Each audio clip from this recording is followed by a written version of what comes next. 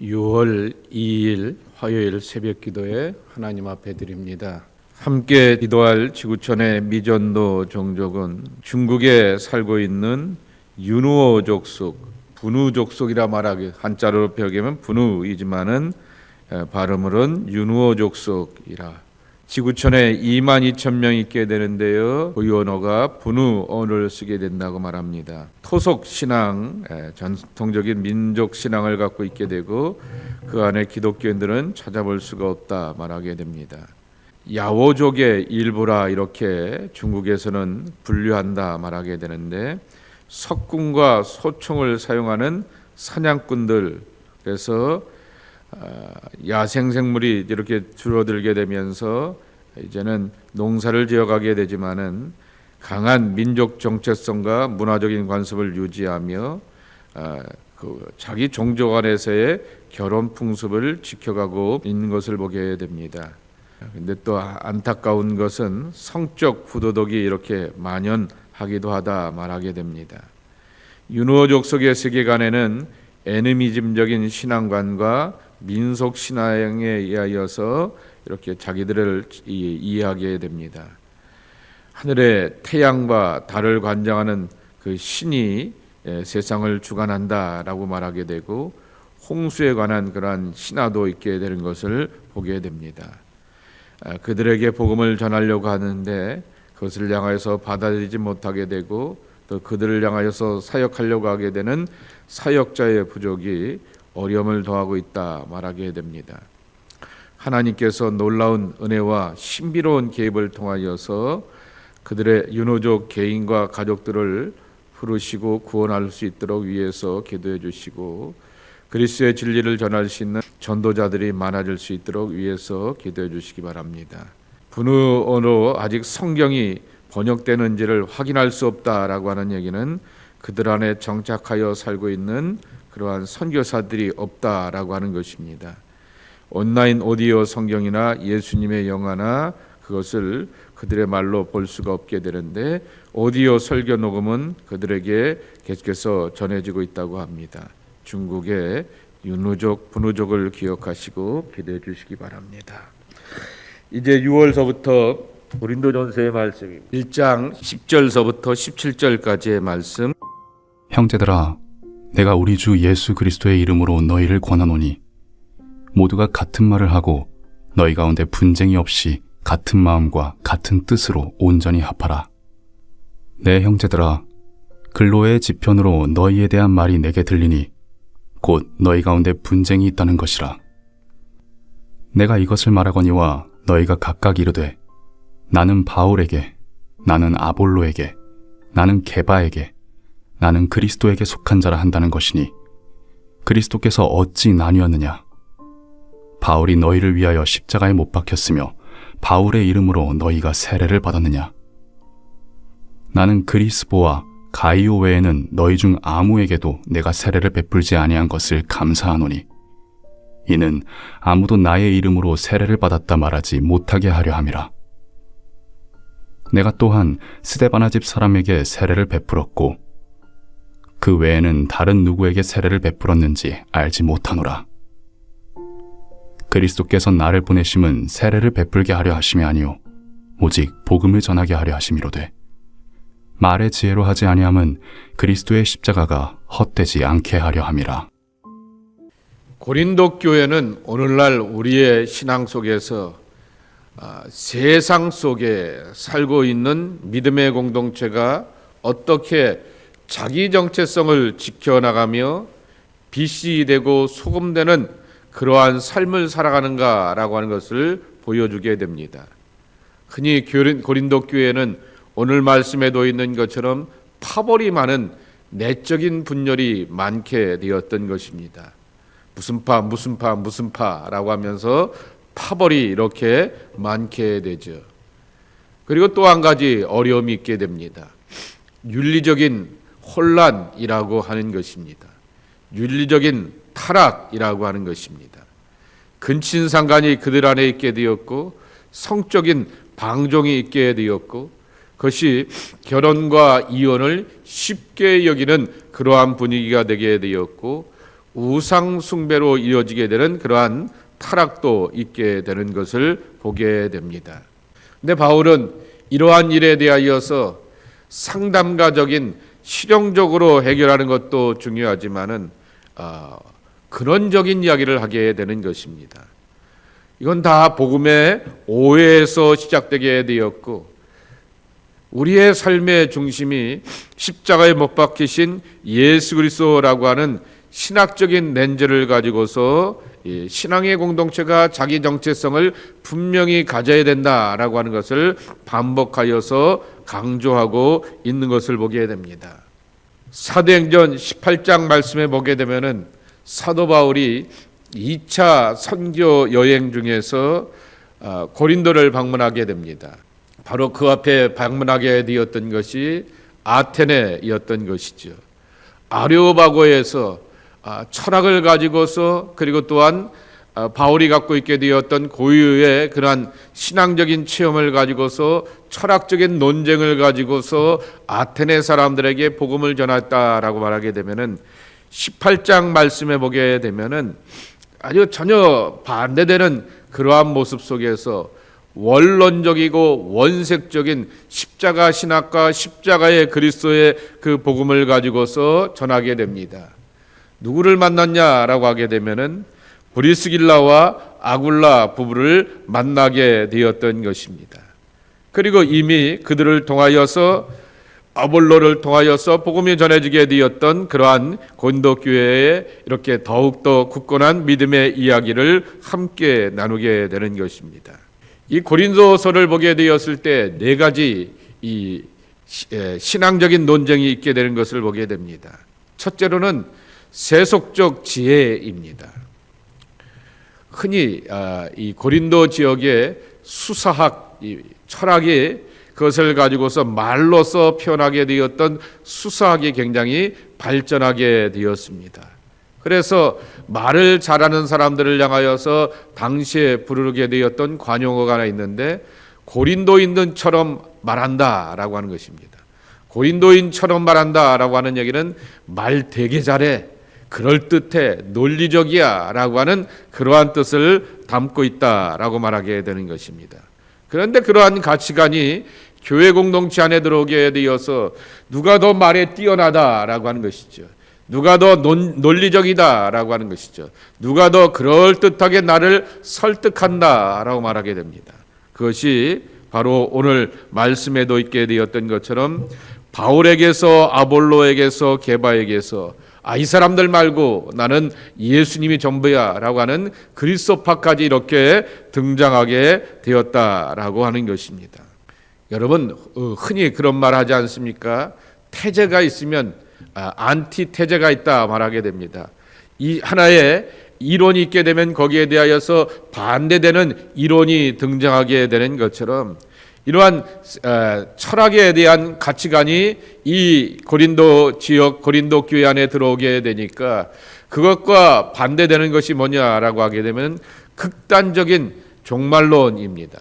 우리는 얼마나 영적인데, 신령한데 라고 하게 되면서 영을 강조하고 신령한 것을 강조하게 되고, 그리고 또한 그 안에서 경험되게 되었던 신비체험, 소위 말하게 되는 고린도전서 12장에 나오게 되는 은사주의자들이 등장하게 되는 것을 보게 됩니다.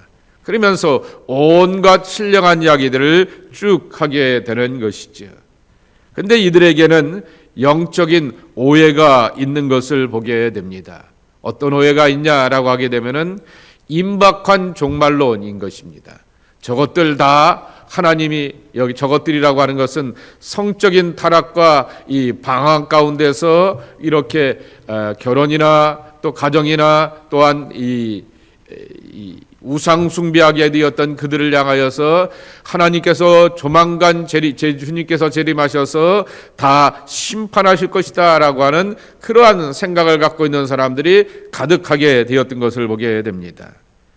그러니 이렇게 오락가락하게 되었던 그러한 모습들이 교회 공동체 안에 섞여 있게 되었고, 거기서 자라나게 되었던 젊은이들은 혼합주의적인 그러한 모습을 갖게 되는 것입니다. 신약 성경에 나오게 되었던 모든 교회들 가운데서 어떻게 보게 되면 가장 최악의 교회가 고린도 교회입니다. 항상 최악이 있는 곳에 최선의 하나님의 은혜가 있게 되는 것처럼 고린도 전서와 후서를 보게 되어 읽고 그 안에서 묵상하며 답을 찾아가게 되었던 바울의 그 진실함을 보게 되면서 최고의 복음의 가치와 최고의 문제를 풀어가게 되었던 하나님의 은혜가 임하게 되는 것도 만나고 체험하게 되는 것이 바로 고린도서와 후서를 읽을 때의 은혜라고 하는 것입니다. 여기 11절 말씀에 보게 되면은 내 형제들아 글로의 지편으로 너희에게 대한 말이 내게 들리니 곧 너희 가운데 분쟁이 있다 하는 것이라 그랬습니다. 바울이 글로아이라고 하는 집에서 있게 되었을 때 자기에게 말이 들려왔다 말하게 됩니다. 바울이 고린도 지역에도 한 18개월 머물면서 전도를 하게 되었습니다. 제법 큰 도시였고 큰 그러한 영향력이 있는 그러한 항구 도시였기 때문에 여기서 복음을 전하게 되는데 오랜 공로와 시간을 들게 되었던 거죠. 바울이 기껏 있어봤자 3개월, 6개월짜리인데 여기는 에베소 교회와 함께 공을 많이 들이게 되었던 그러한 고린도 교회입니다. 그런데 내게 소식이 들려온다 말하게 됩니다. 지금처럼 이메일인 것도 아니고요, 카톡이 있는 것도 아니고요, 또 전화를 했던 것도 아니라 인편입니다. 이 고린도전서를 쓰게 되었을 때 주석학자들이 이것을 다 따져보게 되면은 4번 정도 편지를 주고받았다 말하게 됩니다. 그런데 앞에 것들은 다 소실되게 되었고 지금 남게 되게 되었던 그 편지가 바로 고린도전서라고 하는 것입니다. 그러한 정황 가운데서 들려오게 되었던 그 소식에 대하여서 안타까워하면서 제일 먼저 있게 되었던 것은 분쟁, 다른 말로 표현하게 되면 분열, 파벌이 있기 때문에 그들 앞에 건면하게 됩니다. 근데 그 건면의 답은 사실은 10절에 있는 것을 보게 됩니다. 같은 말입니다. 그리고 같은 마음입니다. 같은 뜻이라고 이렇게 건면하게 됩니다. 말하는 것과 그리고 사고하고 이해를 갖는 것과 그것에 대하여서 또한 함께 의향과 의지를 펼쳐나가는 모든 것, 말은 레고이고요, 마음이라고 하는 것은 누스, 이해라고 하는 것이었고요, 그리고 생각이라고 하는 것은 그노메라고 말하게 되어서 자기의 의향을 이렇게 의지를 표현하게 되는 것인데 그것이 다 같았으면 좋겠다 그랬습니다. 그러면 뭐가 됩니까? 공산주의가 되는 것 아니겠습니까? 전제주의가 되는 것 아니겠습니까? 말과 생각과 행동이 다 같게 되면 하나님께서 사람들을 제각각 창조하시게 되고 다양한 그러한 것들을 갖게 되는데 이거 전제주의적인 것 아닐까라고 생각하게 되는데 바울이 달고 있게 되었던 그러한 전제가 하나 있게, 조건이 하나 있게 됩니다. 10절 말씀에도 있는 것처럼 내가 우리 주 예수 그리스도의 이름으로 너희를 권하노니 라고 하는 것입니다. 예수님의 이름 안에서, 예수 안에서라고 하는 것입니다. 우리의 생각과 우리의 마음을 다스리고 통치하시는 예수님이 우리 안에 머물러 계시니 in Christ, 일평생 바울이 추구하게 되었던 신앙의 도전이라고 하는 것이죠. 예수 안에 산다라고 하는 것입니다. 내 안에 여러 생각과 판단과 하고 싶은 말이 많이 있기도 하게 되지만은 그것을 꾹꾹 누르면서 예수님이 원하시는 방향으로, 예수님이 기뻐하시고 예수님이 다스리고 통치하시는 그 방향으로 말과 생각과 행동과 의지가 함께 몰아져 가기를 원한다라고 하는 그러한 간절함을 담고서 권면하게 되었다라고 하는 것입니다. 그런데 이러한 분열은 결국 뭘 하는 것이냐라고 하게 되면 13절 말씀에 보게 되면 예수님을 나누는 것이다 라고 말하게 됩니다. 그리스도께서 어찌 나눠지냐라고 말하게 되었습니다. 그리고 내가 언제 예수님처럼 십자가에 못 박혀 본 적이 있느냐라고 하는 것입니다. 이 이야기는 바울의 이야기일 뿐만 아니라 게바의 이야기일 될 것이고 또한 아볼로의 이야기도 될 것이다 라고 하는 것입니다. 바울과 아볼로나 게바나 다 그렇게 그리스도를 위하여서 고린도 교인들을 향하여 섬기고 나름대로 사랑하게 되었지만은 희생제물이 되어서 아낌없는 구속의 제물로서 십자가의 구속을 이루셨던 분은 예수님 한 분밖에 없게 되는데, 예수님을 높여드리고 예수님을 자랑하고 예수님 아래 모여들어야 될 텐데 바울의 이름으로 모이게 되고 베드로의 이름으로 모이게 되고 아볼로의 이름으로 모이는 것이 이게 도대체 무엇이냐라고 말하게 되면서 고린도 교회가 사람을 따라 모이게 되었던 것에 대한 그러한 분쟁의 모습에 대하여서 안타깝게 여기게 되는 것을 보게 됩니다. 참으로 오늘날의 이민교회가 돌아봐야 될 그러한 일들 가운데 하나인 것을 보게 됩니다. 어떤 특정한 집안과 파벌 가운데서 모여들게 되면서 그렇게 영향력을 행사하는 그러한 경우들이 있게 되는데, 바울이 분명히 말하게 됩니다. 내가 언제 십자가에 못 박혀 봤느냐라고 하는 것입니다. 내가 언제 십자가에 못 박혀서 여러분들의 죄와 문제에 대하여서 구속이 되고 해답이 되어 봤느냐라고 하는 것입니다. 우리는 다만 예수님만 전하고 십자가의 구속만 전하였다라고 하는 것입니다. 결국 그리스도의 십자가가 모든 신앙의 기초가 되실 뿐만 아니라 모든 신앙의 연합이 된다라고 하는 것을 말씀하여 주고 있다라고 하는 것입니다. 그래서 안타까운 것은 세례가 분열의 이 파벌의 도구가 되었다라고 하는 것입니다. 그러면서 14절에 보게 되면은 나는 그리스도와 가이오 외에는 너희들 가운데서 세르지 베풀지 않은 것을 감사한다 말합니다. 왜 이 목사의 자랑 가운데, 사역자의 자랑 가운데 하나가 세례를 많이 베푼 것 아니겠습니까? 그런데 세례받은 이가 적게 되고 많지 않은 것을 바울이 오히려 감사한다라고 말하게 됩니다. 세례가 예수의 이름으로 주는 것인데 바로 바울의 이름으로 주는 것처럼, 아볼로의 이름을 주는 것처럼, 베드로의 이름으로 주는 것처럼 착각을 하게 되었던 이 고린도 교인이라고 하는 것입니다. 분명히 아볼로나 베드로가 그러한 이름으로 준 적이 없었을 것입니다.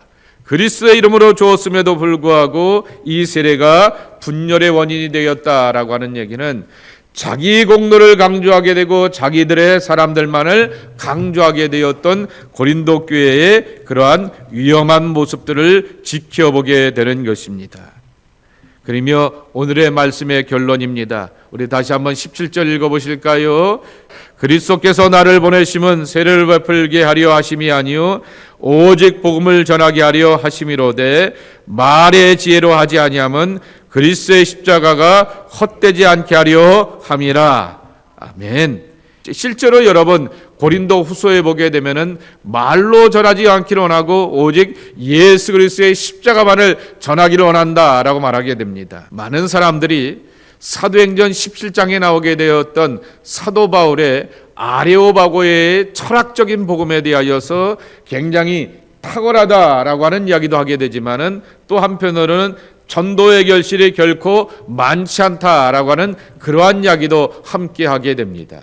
그러면 바울이 갑자기 고린도 지역에 가서는 철학적인 이야기를 하지도 않게 되었고 자기가 여태껏 알고 배우게 되었던 학문적인 배경을 가지고서 전하지 아니하고 오직 그리스도의 십자가의 복음만을 전하게 되는 원색적인 복음을 전하게 되었던 그 계기는 아레오바고에서 아테네 철학의 도시에서 철학을 전하면서 복음을 전하고 하나님의 사랑과 구원을 전하게 되었던 그 결과를 보게 되면서 그러한 반응을 보이게 되었다라고 그렇게 해석들을 하게 됩니다. 17장과 18장이 전혀 다른 모습인 것이죠. 18장과 19장에 보게 되면은 바울이 에베소에 가서도 뭐라고 말합니까? 너희가 믿을 때 성령을 받았느냐라고 말하게 되면서 성령의 복음에 대해서 굉장히 강조점을 두고 있는 것을 보게 됩니다. 십자가의 복음, 성령의 복음, 그렇게 원색적인 복음을 이렇게 강조하게 되었던 것은 바로 말의 지혜가 아닌 그리스도의 십자가가 헛되지 아니하리합니다 라고 말하게 됩니다. 그리스도의 십자가, 다시 변하게 되면 십자가의 노고스입니다. 그것은 바로 말의 지혜와 그렇게 정반대되는 그러한 말씀이라고 하는 것입니다. 헛되지 않게 한다라고 하는 말은 캐노데라고 하는 단어인데요, 이름만 남는, 내용만 남는 그러한 크리스찬들이 되거나 사역의 결과들이 나타나지 않기를 원한다라고 하는 것을 말씀하고 있게 되는 것입니다. 언제나 교회는 예수님이 중심이 되어야 됩니다. 그런데 당연히 예수 믿고 구원받는 거니까 예수님이 중심이 되어야 되죠 라고 하는 것으로 모든 사람들이 인정을 하게 되지만은, 그러나 바울이 거기에서 그치지 않고 또 하나 강조하게 되었던 것은 십자가의 복음이라고 하는 것입니다. 개신교의 가장 큰 신학의 뿌리는 십자가 신학이라고 하는 것입니다. 이것이 누토를 변화시키게 되었고 우리 개신교의 시작과 출발이 되었다라고 하는 것입니다. 근데 그것을 우리에게 가르쳐주고 들려주시게 되었던 분은 바로 사도 바울이라고 하는 것입니다. 십자가 앞에서 예수님이 자기를 내어놓고 포기하며 하나님도 긴 침묵을 선택하게 되었듯이 십자가 앞에 자기의 생각과 철학과 마음과 감정과 뜻을 포기하고 내려놓으면 내려놓을수록 거기에서 하나님의 구원이 일어나게 되고 거기서 하나님의 일하심을 맛보며 살아가게 되는 생명의 사람들이 된다라고 하는 것입니다.